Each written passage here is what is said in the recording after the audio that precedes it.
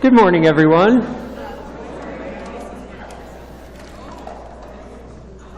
Come in, find a spot, have some coffee, no worries. We're just going to do a few of those kind of announcement type things at the start. So as we find our way in and find some spots to sit, and there's people ready to find you a chair if you can't find one. So welcome everyone to Southminster Steinhauer United Church. We are glad that we're here as part of this circle today. We look a lot different than we usually do. We're sitting at tables and chairs. Today we are little communities within a big community. And it's a wonderful chance on a long weekend to sit in a different way, to perhaps talk with some people we would never usually meet, have some time to chat with, and to go about our spiritual gathering in a unique way. So there's always a spot for us. If it doesn't seem like that right now, look, we're making a spot for everyone, and that's what community is. We make room. We move over, we find a chair, we wedge ourselves in, we make room for others.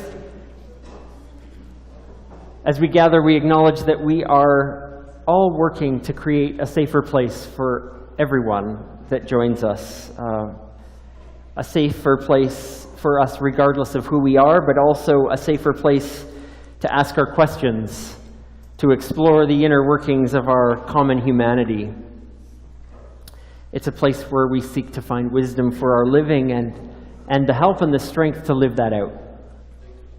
So as we gather in this time and in this different way, it would seem weird if we didn't spend 1 minute making sure that we've introduced ourselves to the people at our table. So if you haven't already done that, you have 1 minute.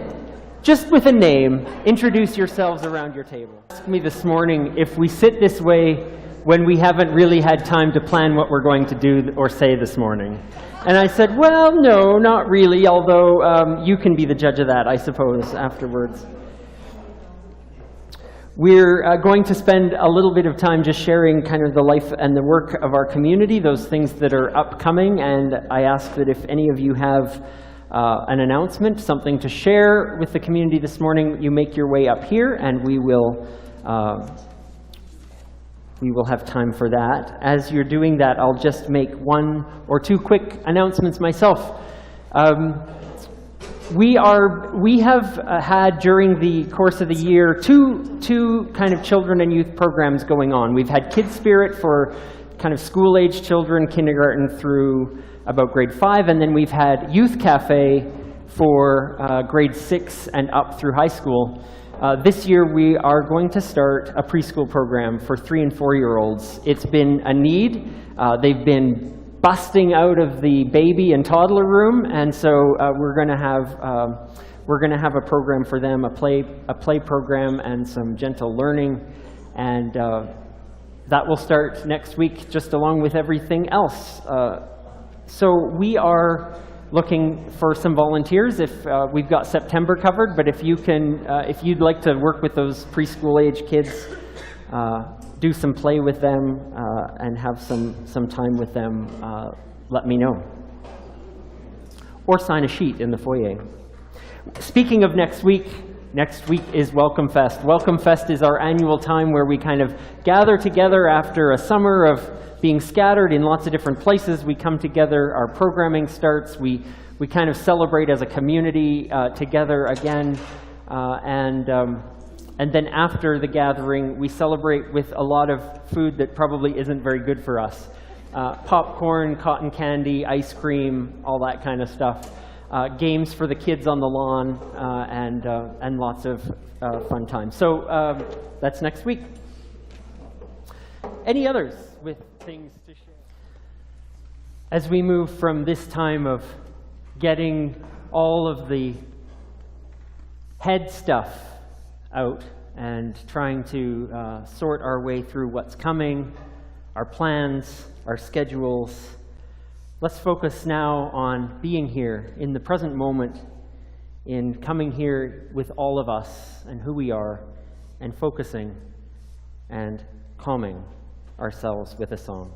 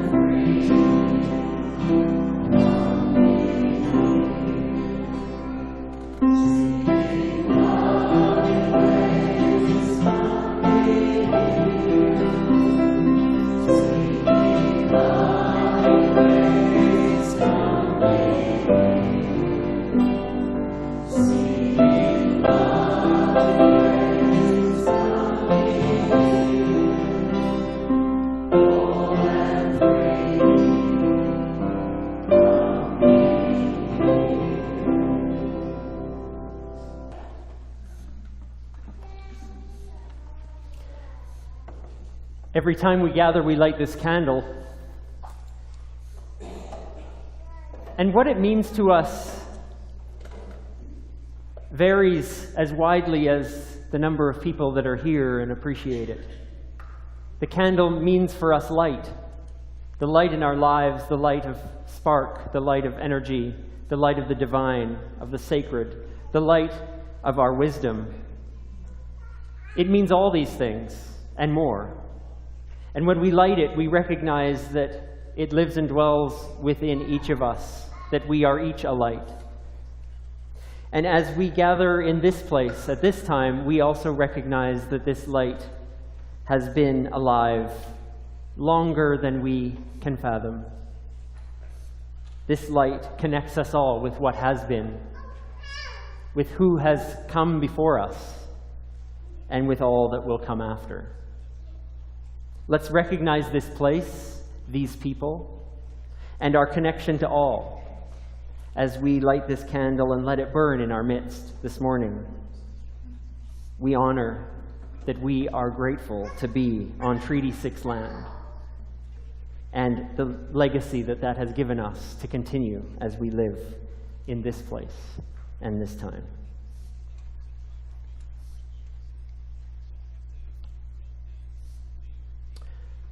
It's story time. Anyone with ears to hear will listen to this story. And if you'd like to listen and see up close, then come to this carpet right here.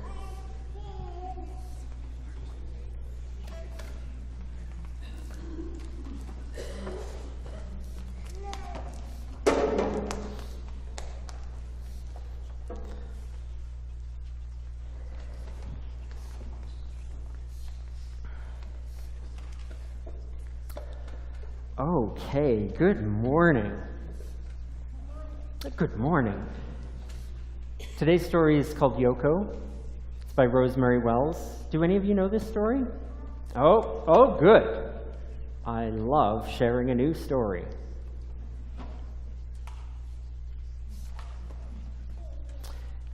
Okay. What would you like for lunch today, my little cherry blossom? Asked Yoko's mother. All my favorite things, please, answered Yoko. So Yoko's mother spread steamed rice on a bamboo mat. She rolled up a secret treasure inside each piece. Then she packed it all in a willow-covered cooler. Have a wonderful day at school, my little cherry blossom, said Yoko's mother. "I will," answered Yoko. Yoko said hello to all her friends. Everyone in Mrs. Jenkins' class sang the good morning song. At noon, Mrs. Jenkins rang the lunch bell. "Lunch boxes out and open, please, boys and girls," said Mrs. Jenkins. Timothy unwrapped a peanut butter and honey sandwich. Valerie had cream cheese and jelly. Fritz had a meatball grinder. Wow. Tulip had Swiss cheese on rye. Hazel had egg salad on pumpernickel. Doris had squeezed cheese on white. And the Franks had franks and beans. Yoko opened the willow-covered cooler. Inside was her favorite sushi. Tucked in the rice rolls were the crispiest cucumber, the pinkest shrimp, the greenest seaweed, and the tastiest tuna. "What's in your lunch?" asked one of the Franks. "Ick, it's green. It's seaweed." "Oh no," said the other Frank, "don't tell me that's raw fish." "Watch out, it's moving," said Doris. "Yuckorama," said Tulip and Fritz. Valerie blew the playtime whistle. "Everybody out," said Valerie. Yoko did not want to play ball or swing on the swings. "What's wrong, Yoko?" asked Mrs. Jenkins. "Everybody laughed at my lunch," answered Yoko. "They'll forget about it by snack time," said Mrs. Jenkins. But they didn't. During snack time song, Yoko opened up a thermos cup of red bean ice cream. "Red bean ice cream is for weirdos," snorted the Franks. Mrs. Jenkins switched to the friendly song.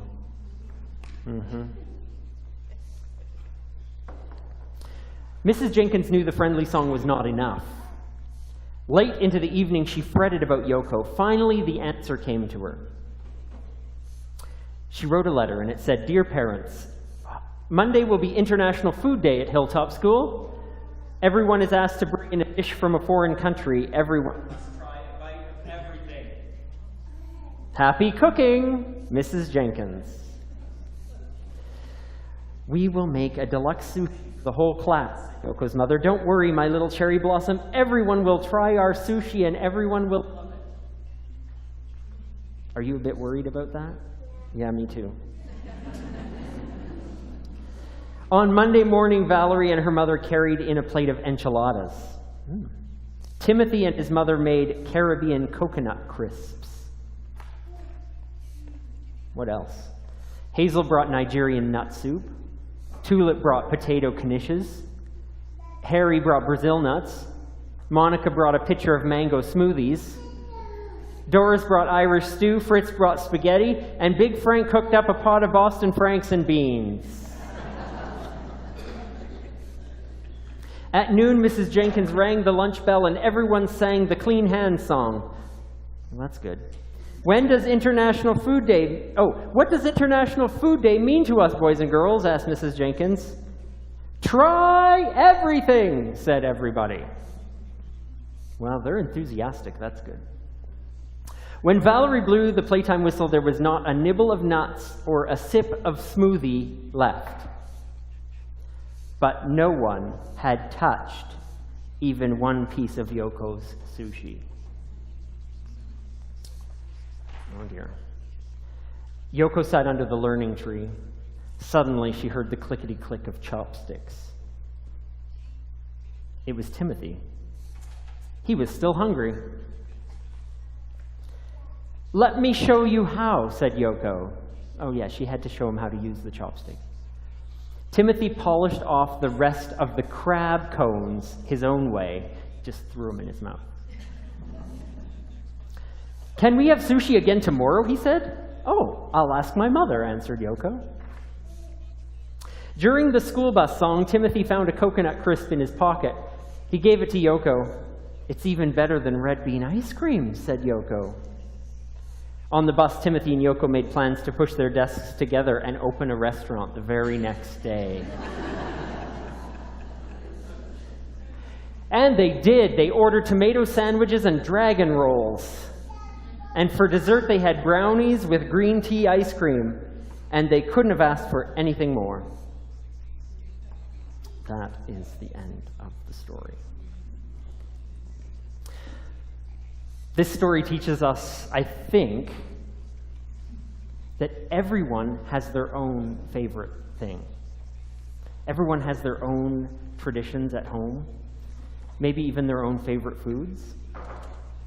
And they're all important. They're all important. No one's is better than anyone else's. It's just what we're used to. So I kind of like Mrs. Jenkins' rule about try everything, because it's a pretty good rule. I know. They're working on it, that class, I think. They're working on it. It's still a good rule. We could try. We can try. Because something special to someone else might not be special to us, but it's worth trying and seeing why it's so great for other people. Isn't that great? Okay. Thank you for coming up for a story.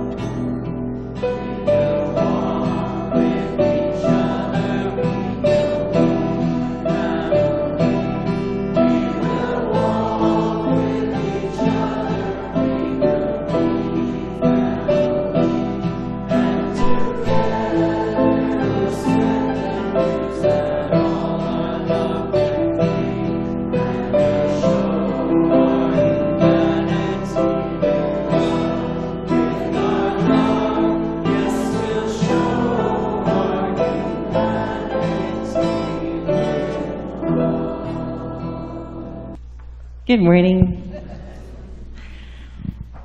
After coming to shore, the disciples got out of the boat. They saw a fire had been lit with fish and bread cooking on it. Jesus said, "Bring some of the fish you've just caught."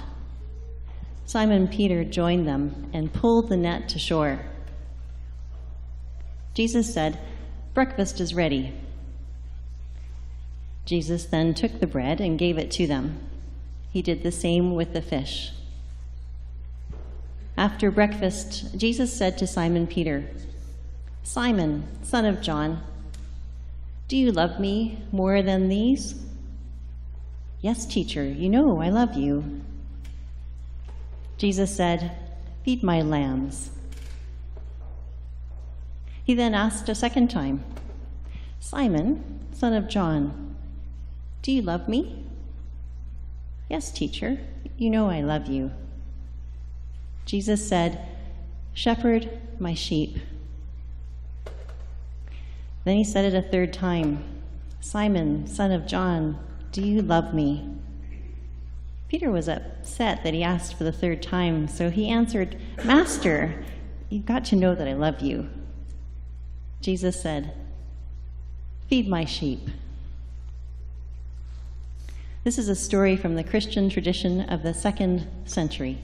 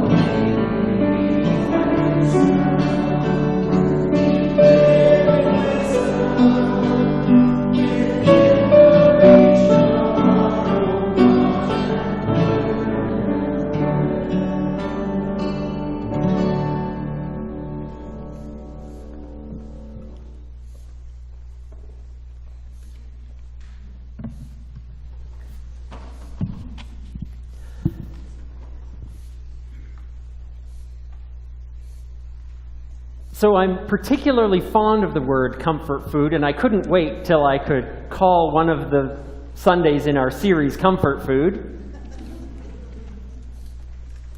It speaks of the things that are so good, so familiar, so right that they can always bring a smile to your face and feel comforted.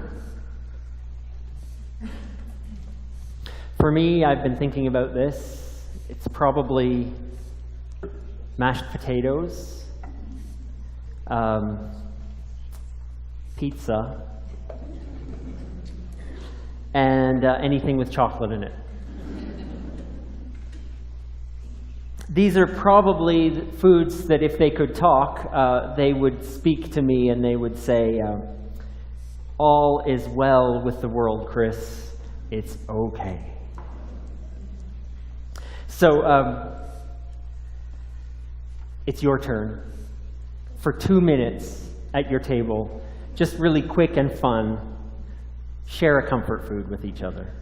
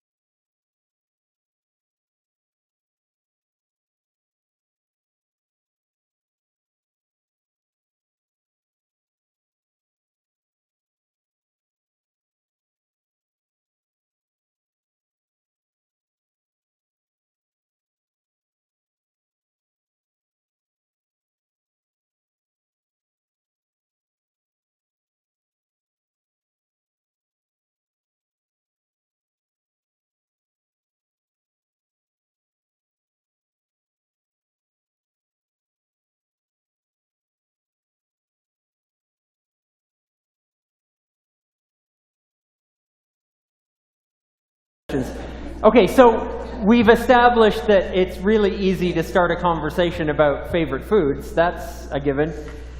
We can really easily identify food which makes us feel like all is well with the world, albeit temporarily. Unfortunately, all is not well with the world, right? And if we turn to our comfort foods every time we realize that, well, that wouldn't be very good, would it? Real comfort is not the byproduct of a specific food any more than it's a byproduct of any other drug we put into us. But it's much deeper. It's a much deeper need that requires a much deeper solution. But that comes later. Pause on that. I want to talk about this story. I realized as Sherry Ann was reading that we didn't give you any context for that story, which was probably foolish. This happens after Jesus had been killed. And you might think, well, that's strange, because I thought I remember Sherry Ann reading about Jesus being on the lake, at the side of the lake. cooking fish for breakfast. And yes, that's right. So out on the lake, let me recreate this for you. The boys are fishing. The disciples are fishing. And they were feeling that all was definitely not right with the world because their leader had just been executed for the very understandings and teachings and expressions of compassion in the world that they were now left to take charge of. If anyone was going to continue that teaching or that movement, it was going to be them, the ones who were closest with him, the ones who knew most of the time what he was talking about. So everything must have seemed quite bleak, and they had given up, they had given up their livelihoods to follow, to learn, to take on this new life, and it ended this way, a way that none of them had expected. And so they're out there fishing, which is what they knew. They were fisher people to start with. They return to the lake. And then they see this guy on the shore.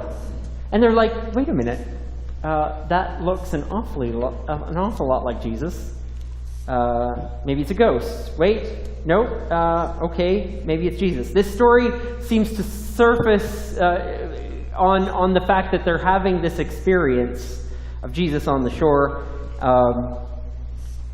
They see Jesus at the side of the lake by a fire cooking fish for breakfast. Now, I say this a lot because it deserves saying. If you're reading a spiritual story, it's probably not about what it seems like on the surface.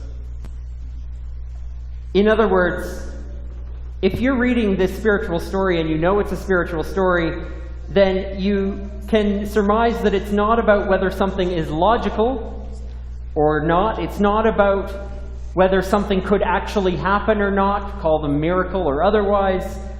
It's not about otherworldly shows of divine power. If we're reading it in a spiritual story, it's about what's going on inside of you. Always. It's about your heart, your perceptions, your attitudes, and all the stuff that makes you you. That's why we read these spiritual stories, because they seem to crack open life in a way that gets us inside ourselves. So, this story is no different. When we get past what's on the surface, and the fact that a dead man is appearing on the shore cooking breakfast of all things, we can dig down under to what it might be saying about us. So here's distraught friends doing something familiar to put their minds at ease. Fishing. They know fishing. That's their thing. Like the ultimate comfort food, there needed to be care for their weary hearts. They needed to look after their grief. Their friend's just been killed. And they're doing the only thing they know how to do. And, you know, a breakfast on the side of the lake, something they've done a million times probably, meals can still work that way. Melting away a frazzled workday or soothing an aching heart, a meal for any of us can just be what we need to do. A good meal with a friend, a comforting dinner with your family, anything that can make a chaotic or a distressing day seem like it's all going to be okay. It's going to be okay. But food is not the only comfort. Although these guys had fish, it's not the only comfort, not by any stretch. Being a comfort to others takes many forms. So, in this situation, a group of friends who's had a trauma in their life, and Simon Peter, originally a fisherman, was convinced to leave his profession, spend 3 years apprenticing with Jesus to be a teacher, a leader, a comfort giver, a shepherd in the language of the story, one who looks after the ones in his care. And now after the trauma, Peter has gone back to fishing. No judgment there. It's perfectly reasonable. He went back to what he knew. But maybe the point here is that he went back He went back as if nothing had happened. He kind of just picked up his life where it left off 3 years ago before he met that guy, and he just resumed his old life again. For a while, okay, but not for good, the story hopes.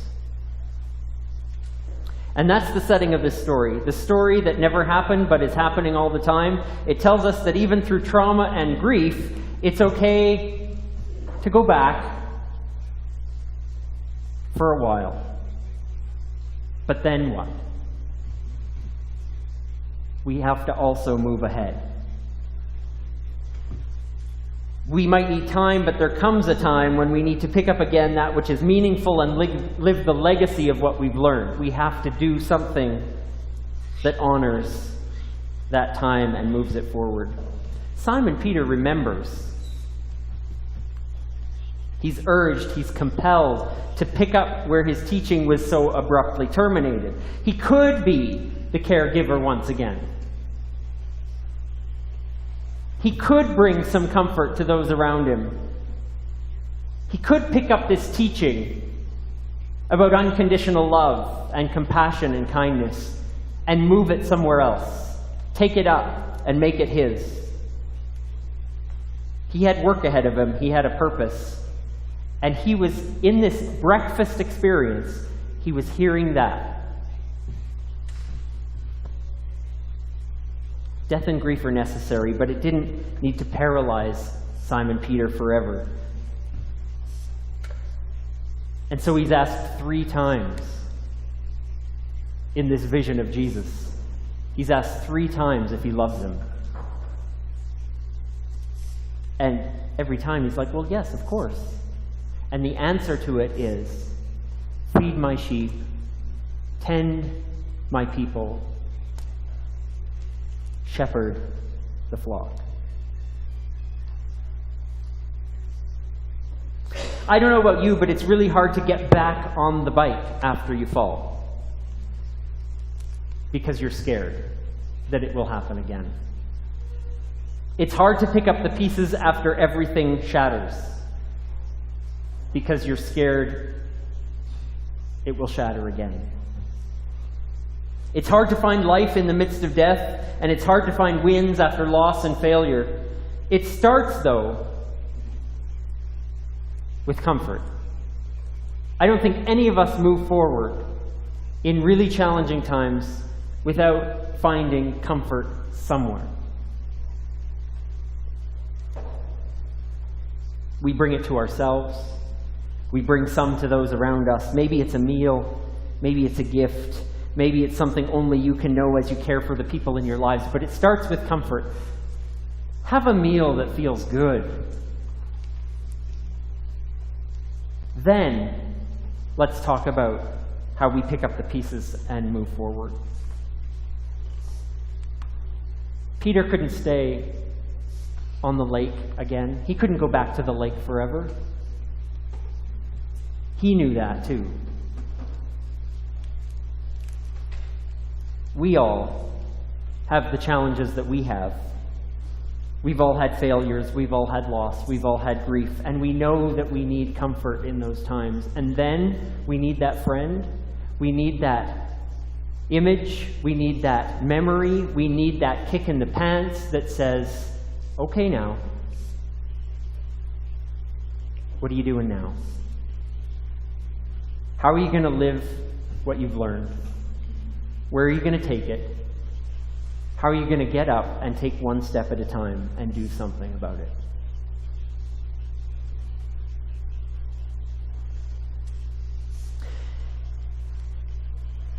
This time in our tables, we're going to share, and maybe not everyone will have time to tell a little story, but there might be 1 or 2 of you who have something to say to your table about ways you've been able to be comforted and move forward when times have been a challenge. What's something that comforted you? What's something that most encouraged you in those times of challenge? If one or two of you have a story to share, let's do it now. Something that in your own experience has comforted you, something that's encouraged you to move forward.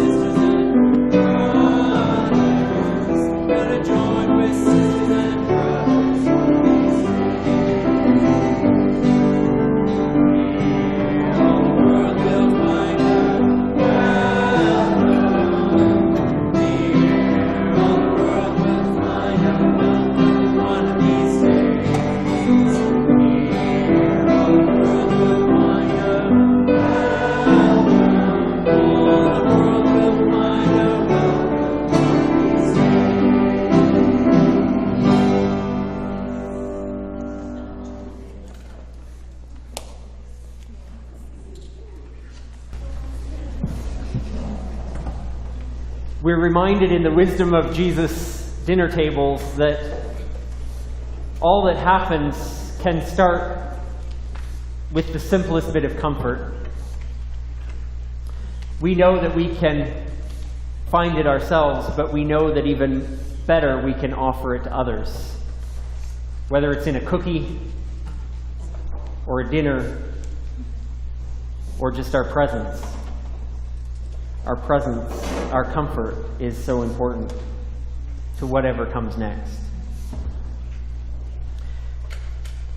We're going to share rituals around these tables that connect us with our tradition, with the celebration of communion, which is really sharing a meal with each other. A meal that can comfort because it's something we've done before, some of us our whole lives, as a way to celebrate our connection. So around these tables we give thanks for friends and strangers, because that's what we always do. Around these tables we give thanks for celebrating our common origins, our commonness, and our oneness with everything that is, because that brings awareness to us about the sacredness of every moment and every person. At these tables, we acknowledge the mystery that links each of us, giving us each a unique perspective and a difference from which we can learn from. And at these tables, we celebrate that we're all connected, dependent, sacred, and beautiful beings. We remember the stories of our tradition, how the sharing of wisdom was so often accompanied by the sharing of a meal. We remember stories of Jesus sharing bread, sharing wine, sharing wisdom, sharing life. In remembering, may we be inspired to commit to lives of sharing, compassion, and creation. We commit to creating a world of inclusion where all people live with respect and dignity, where everyone present will receive a share. We commit to creating a world of sufficiency, where entrenched systems of privilege are challenged, where abundance overcomes scarcity, where wealth is shared, where all have enough. We commit to creating a world of compassion, where hearts and hands reach for each other, where there need not be secrets and lies, where nobody is alone. May the roots of our tradition and the commitments we make in living the life of spirit and value enable us to dare and dream and to risk, to bring comfort to each other. And so, as we share bread that is a symbol of all that we are and all that's broken in us and all that is whole in us, and as we share a cup of juice, a symbol of the way we pour out ourselves and our love for each other, may we share these at our tables. We have baskets of bread and gluten-free crackers. We have juice to dip it in.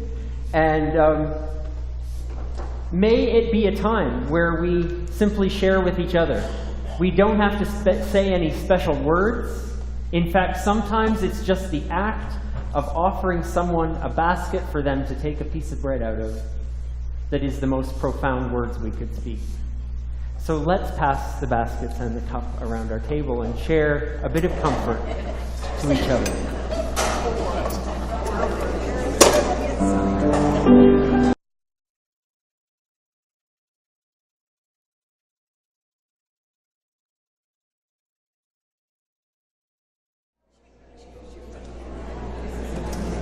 And so we together strengthen our intentions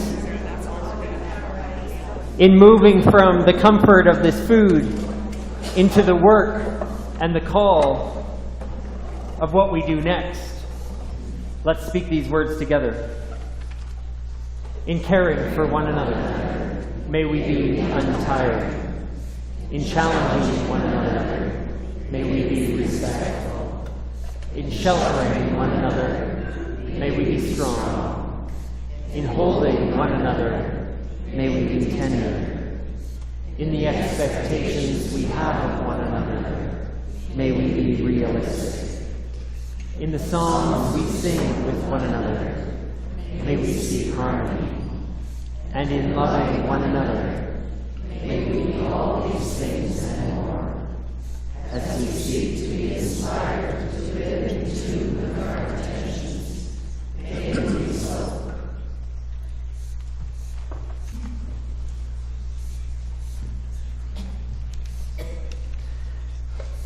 We start wherever we can. Perhaps it's sharing a rip off our sandwich or a sushi roll from our lunchbox or a sip out of our cup. Whatever it is, we start wherever we can.